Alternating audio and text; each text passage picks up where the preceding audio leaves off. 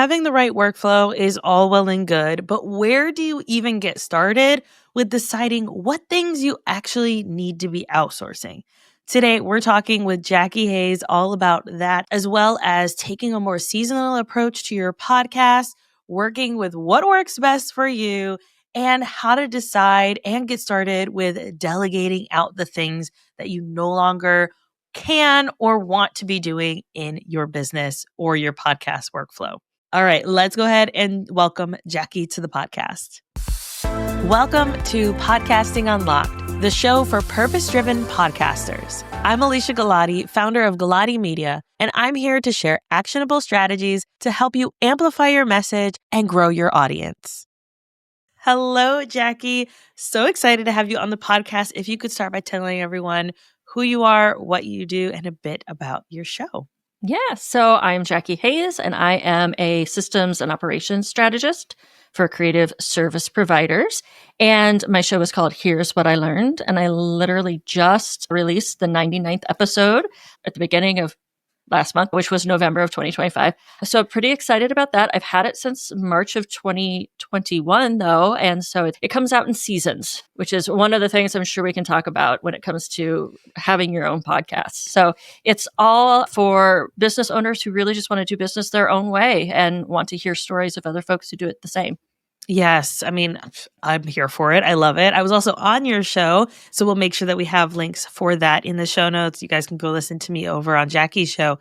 But I think that that's something that a lot of people don't talk about, right? Especially in podcasting.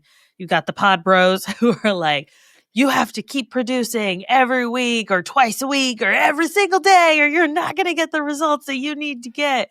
So let's talk about that. How did you decide that you were like maybe it shifted for you as time went on, or how did you decide you were going to take a more seasonal approach to your show? Yeah, so I had been listening to podcasts for years. Basically, when podcasts started, I had a very long commute when I was still working for others.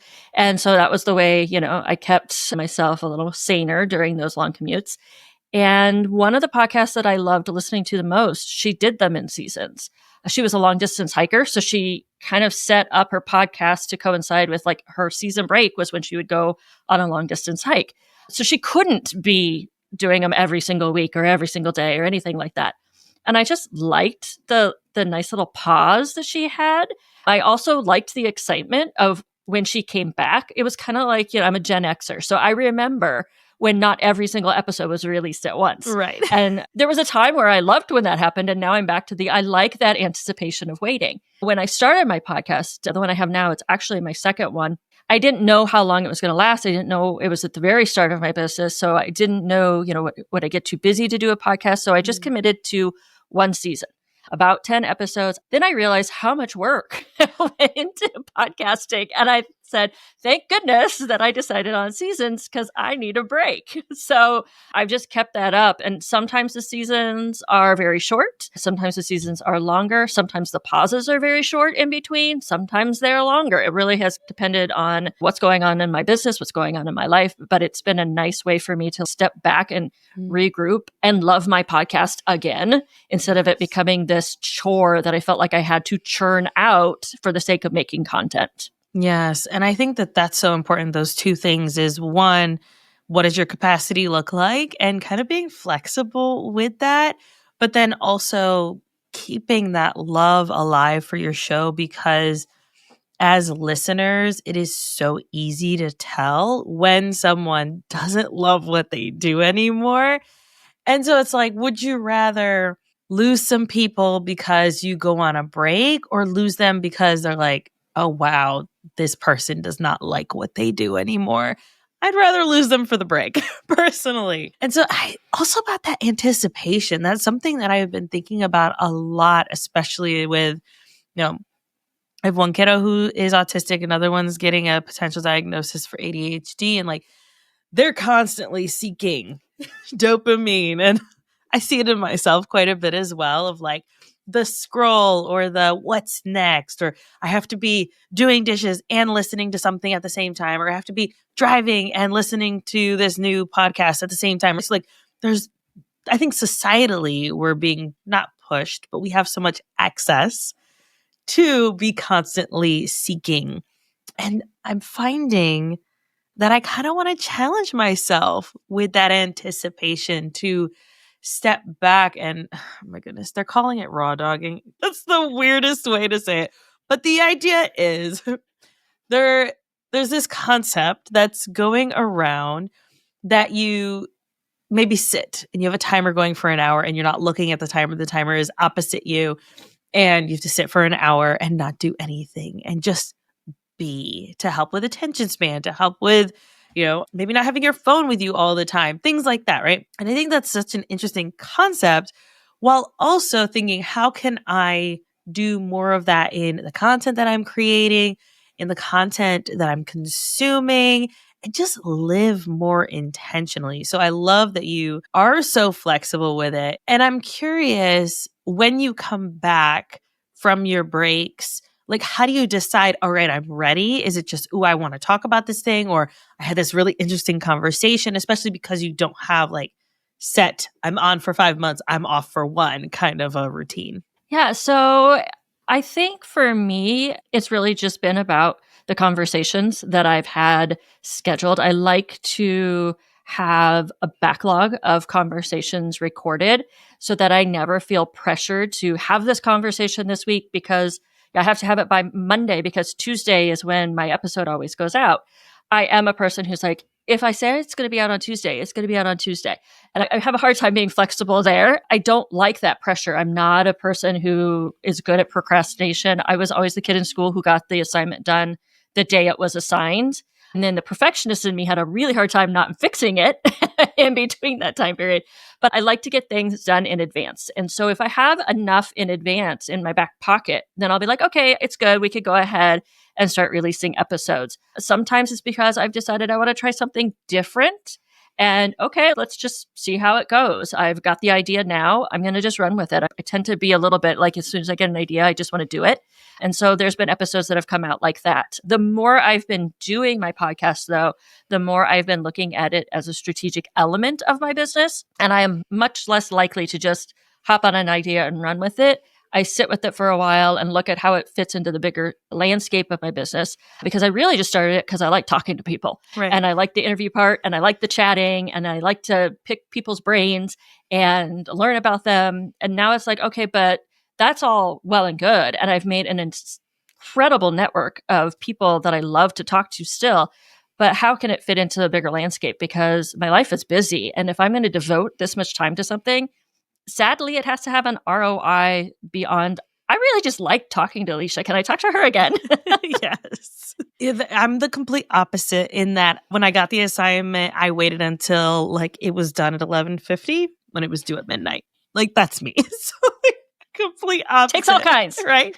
But I think that, like, one, you have to know yourself. You have to know what works for you, what doesn't. I need a deadline. So for my hobby podcast, it's 5 months on weekly and then a month off. And that helps me, like, in my brain, okay, I have to have this done in this time, but I'm also baking in time for flexibility, for fun, for curiosity, to still love what I do. And I got a message from someone at the end of my second season. They were sending me crying emojis. Like, I just listened to the end of season 2. And I'm like, we'll be back. It's okay. It's not the end of the world. I'm still going to be on social media. You can still hang out with me. And so I think when you take breaks, or you're someone who has a more flexible schedule, it's important that you're interacting with your audience in some way. How do you navigate that with taking that break from your podcast? Where do you like to collect your audience to be like, hey, here's a new episode, or hey, I'm going to take a break? You know what? Now that you're saying that, that's a really good idea. I should do that. Love it. I am, most of the time, I am on Instagram.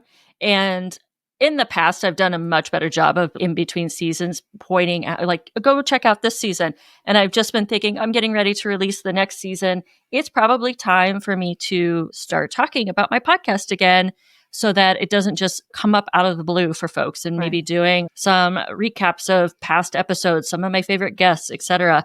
This break between seasons is probably going to be one of my shorter ones because I already had an idea for season 10. I'm ready, I'm already moving with it. So it's a new format. I'm really excited about it. Nice. And so it's time to start posting on LinkedIn and all those places. Thanks to you, when we had a conversation, I think it was in Feminist Podcast Collective, you mentioned something about newsletter on LinkedIn. I was like, oh, why don't I do that? So I did that with last season and had a lot of really good traction. So I need to start bringing that back up into LinkedIn. So thank you. Thank you for reminding me to have those conversations with folks. Yeah. Some ideas that are kind of coming to mind because I'm always happy to give people ideas and unsolicited podcasting advice. So please tell me to shut up if you don't want it. It's okay. But one thing that I like, as you were talking about, you have the LinkedIn newsletter. So it might be worth saying, here are 5 really big lessons that I learned from the past season as I'm gearing up for the next season, as I'm thinking about the kind of conversations I want to have. Hey, do you know anyone who would be good for these conversations, right? So then it gets your audience engaged. It gets them thinking, oh, who do I know? But then also lets them know you're not gone, right? Which I think is a really important part for podcast listeners, that we're humans. We have to take breaks. We need these breaks to feel this inspiration, to feel this excitement for our show. And so give us grace, number one, but also we're still here, still stay subscribed, don't leave us. And so I think that's something that's really important. I've seen some people where they'll do a re-release compilation of so we had one client, she talks a lot about menopause. And so she was like, here are 5 doctors and here's 10-minute segments from each of their episodes of things that they said that were really good. So the best of kind of this topic. And I think those are always fun, but also additional ways you can take that as written copy rather than releasing new episodes, and they're best of season 9, etc. So just some ideas that you can run with in getting that excitement back up and running. So you work in systems, and my background's in manufacturing and supply chain. So I love a good SOP and workflow. But how do you tie that work into what are some of the things that you do with your podcast specifically that really help you already having this expertise on the back end? Yeah, like you, I'm going to guess you probably think in the same way. It's just automatically workflows in your head. Yes. So it's, people ask me, I'm like, it's just magically there. I don't know what to tell you. But it was very important to me from the very beginning because I had helped clients with their own podcasts. Oh, I want to do a podcast. And all of a sudden they get overwhelmed. Okay, let's figure out how this should work and where am I supporting you in it and what's for you to do, et cetera. Because they hadn't even thought through, well, how am I going to invite guests and how am I going to all of those things? And so having had the experience supporting my clients, I knew from the start, okay, I need to make sure I know how I want to invite guests. How will I take pitches? How will I decide if somebody's going to be a guest on my show? What are all the steps that actually have to happen for my podcast to go live for the world to listen to? And I think that's one of the things that I'm very good at doing is saying, this is the end result. What are all the teeny tiny steps that we all tend to forget about that need to happen for this thing to go live? And so it depends on the kind of format of your podcast. Producing one that's solo can sometimes be easier for editing purposes, etc. Unless you hate your voice. Unless you hate your voice. I had an entire season that was solo. I hated it. I would like to delete the entire season. I am not a solo person. So it's awful. But there was a lot of clapping when I was recording episodes on that one. So I would remember what to edit out. So it became very important to me to be like, okay, what are my steps? And I'm a solopreneur. I don't have a team, but I use ClickUp because that's the kind of person I am. And I have basically my SOP in ClickUp. It's the steps. It's a subtask for each episode. Did you send the thank you for the guest that you recorded with? Did you let them know what day the podcast was going to go live? Did you create the Google Drive folder that all the stuff is going to live in? And so it's all right there in my ClickUp. So as soon as a podcast recording is coming up, it will remind me, you need to do this today if you haven't already. And then I go to my Google Gmail templates and I pull that up so I can send it. And I know from you that you have a great system being your guest of these are the things you need to remember as a guest, quiet room, etc. And so coming on as your guest, I knew exactly what was expected, when, and all of the things. And it just alleviated a lot of the anxiety of like, there's been shows that I've just shown up on and I'm like, I don't know what we're doing, but I'm here. So. Yes. I love that even though you're a solopreneur, you use ClickUp. Every time that I hear someone asking me like, hey, what project management tool should I use? I'm like, do you have a team? Because if you don't have a team, I don't know that it makes sense to use ClickUp. But with the way that yours and my brain work, I think that ClickUp works so stinking well because you can see it any way you need to see it. It's got the automations in there, which makes it super easy. So, all right, I create a new task for an episode. Great. It automatically adds my entire checklist to each of the episodes. And then my team can see that. They know what they're doing. We keep all of our SOPs in there in documents with screenshots, etc. And it just makes it so much easier to manage. And so, like you said, even if you don't have a team, but even if you're someone who's considering hiring a team, having that information somewhere is going to be so helpful with onboarding that new person. I was talking to someone recently and she was like, oh, I'm using interns to edit my podcast and my intern just left. So now I got to get a new one. And I'm like, do you have SOPs in place or are you doing brand new calls with each person? And she was like, I didn't even think of that. And I was like, oh my goodness, like, no, please don't do that. And so I like to there's a tool I use on Chrome's browser. There's an add-on you can do called Tango. And if you select it, and then you're working in Chrome, Tango allows you to create SOPs based on where you're clicking, what you're looking at. And it makes it so easy to just copy and paste that into a Google document. And then here you go, intern, or here you go, new virtual assistant, or whomever, to be able to manage it. So there's so many ways to make this work for you. Yeah, it's, some folks, ClickUp doesn't work for them. They need a piece of paper. I've got a lot of clients who are paper pencil people. They're like, I won't remember to go into ClickUp. I don't care if it gives me notifications. I'm a paper planner type of person. I'm like, okay, then just have a checklist that you print off for each episode. Yeah. Put it on a clipboard and then you can just manually check it off. Some of them are like, that's the dopamine hit I need that I don't get from ClickUp or Asana. I'm like, that's fine, but have a checklist at least. For a short time, I did have a VA helping me with my podcast. And so all the communication that needed to happen about that episode was right there in ClickUp. I have the outline for the format of my show notes is in the description. So it's easy to see. We need to have the guest links here. This is where the topics covered goes. So they could write my show notes for me. They could find the Google Drive folder without too much hunting and, looking around because it was linked right there on ClickUp. So it made it so much easier for me to hand off even a small portion of my episodes to somebody else, which in the long run is, I think, one of the keys to continuing to love podcasting is having somebody else help you with it. Right. And even if it's just, how do I create a workflow, right? Like if you're like, Jackie, I need help. I need a workflow because clearly I don't know what I'm doing. What is the best way to do that, right? So what are maybe some of those first steps for people that are maybe feeling a little overwhelmed by their processes, or maybe they're considering hiring somebody? What are some of those things that they need to start considering now and maybe doing now that are going to make that process a lot easier for them? If they already have a podcast that they are consistently producing, just sitting down, like you said, and doing screen grabs, but thinking through the process that they use right now, and then going back and saying, where do I get stuck? What do I hate doing? What is the thing that I love doing about my podcast? Because it may be the thing that everybody tells you to hand off to an admin or a VA or somebody, but if it's the thing that you love doing, like I love Canva. I'm never handing Canva over to anybody. It doesn't matter if somebody else can do it. I love it. So what are the things you hate doing? What are the things you love doing? What's the bottlenecks? What's, like for me, it was always editing. Be really familiar with that because that'll help you figure out who it is that you want to bring on to help you.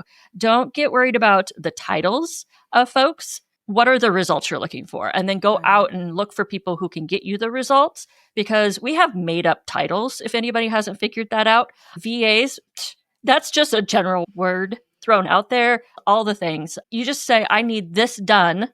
Find somebody who can do that thing. Yeah. And I think that that's really important. Another thing I like to do is where am I spending my time? So a time tracker is going to really help you. I know when I was working with someone to figure out who my first hire was going to be for my business, I was like, well, where do I get started? What in the world am I supposed to even like consider? Like, there are things that I want to hand off or that I think I should hand off, but I don't know where it would make the most sense. And so a time tracker was the first thing that I did. And I was like, okay, I'm spending this amount of time editing. Great. I'm going to hire an editor and then I'm going to build that person from there. And like, thankfully my team's still with me to this day, 4 years later, right? We're like, started with editing and then built them up of like, all right. And then you get pay increases for all of the new tasks that you get on. And of course, titles are all, who cares, elusive. But it's about the experience and the results that you as a business owner are really trying to get, and finding the right person for that, I think, is so important. You have, and correct me if I'm wrong, you have quite a network too of virtual assistants and people that you connect people with. Is that correct, or am I misremembering? Yes. So I try to. I am a strategist. I don't always do a lot of implementation. I don't want to know all the tools that are out there. So I have a couple of tools I like working on. And so if somebody I work with, I do a strategy session with them and I'm like, they really should be using, Go High Level, whatever name out there. I don't want to learn Go High Level, but I have so-and-so in my back pocket. If you don't want to do the DIY of it, this person I can connect you with. So it's something I try and have so that I don't have to do the things that I don't want to have to do, but still make sure my clients are getting what they need. Yeah, but I think that strategy piece is a really important, and coming from people, you and I have been in the online space for quite some time. And I'm going on 11 years at this point that I've been in the online space. And it's like business owners tend to go first into, well, I just need a doer. And it's like, that's cool, but the person might be doing the wrong things that are not actually going to get you results for your business. So I think that the strategy piece and the piece that you bring is so essential before even making that first hire. Yeah, I would 100% agree with that. I started out in the online space as a VA. And numerous times I'd get a new client and they would say to me, well, I've gone through 5 VAs. None of them have worked. Yes, there are some VAs out there that are not so great, but almost always I found out quickly is 1, they didn't know how to delegate. 2, they didn't know what they needed to delegate. And considering every single one of my weekly, these are the tasks I'm going to give Jacki meetings turned out to be strategy calls instead of the task list, I realized that, they need a thought partner to help them get really clear on what it is they're trying to achieve. There are some folks out there that are great at hand me the thing, I want to do the thing and get it done. And that's my wheelhouse. That's my lane. I'm going to stay there. But a lot of folks are over decision fatigue. They don't know what their first step should be. So if they don't know their first step, how do they hand it off to somebody else? Or they don't have SOPs because they've been doing it all on their own, and it makes it very difficult to hand it off to somebody else. So I often work with my clients. They either have brought on a VA and things aren't working, communication isn't working, they can't figure out why, their VA isn't taking ownership, or they know they need to bring somebody on, or they've done it in the past and it hasn't worked. And it's like, okay, so let's figure out, like you said, what do I need to hand off? Right. That's the first thing. And, I had a client recently who she's like, I just spent a month on onboarding my clients and it's just me and all me and I have this huge team.